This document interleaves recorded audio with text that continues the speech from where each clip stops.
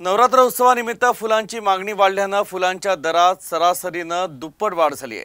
गेल्या आठवड्यात 40 ते 50 रुपये प्रति किलो दराने मिळणारी झेंडूची फुलं आता 80 ते 100 रुपयापर्यंत पोहोचली आहे।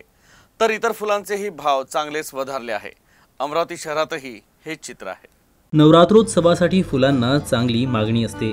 निशिगंधा, झेंडू, गलांडा, लिली, गुलाब या पारंपरिक फुलांसह जरबेरा, कार्निशिया आदी हरितगृहातील विदेशी फुलांनाही मोठी मागणी असते। यामुळे या काळातील बाजारात दर दुप्पटीने वाढले आहेत। फुले महागल्याने हारांच्या दरातही वाढ झाली आहे। किमान 150 रुपयांपासून ते 250 रुपयापर्यंत फुलांच्या हाराची किंमत आहे। सार्वजनिक मंडळाच्या मोठ्या दुर्गा मातेच्या मूर्तीसाठी हारांचे दर किमान 200 रुपयांपासून ते 1 ते 1,500 पर्यंत आहेत। 40 रुपये किलो मिळणारा झेंडू 80 ते 90 रुपये किलो आहे। मूर्तीपूजनासाठी लाल व पांढऱ्या फुलांना मागणी असल्याने फुलांचे दर वाढले आहेत।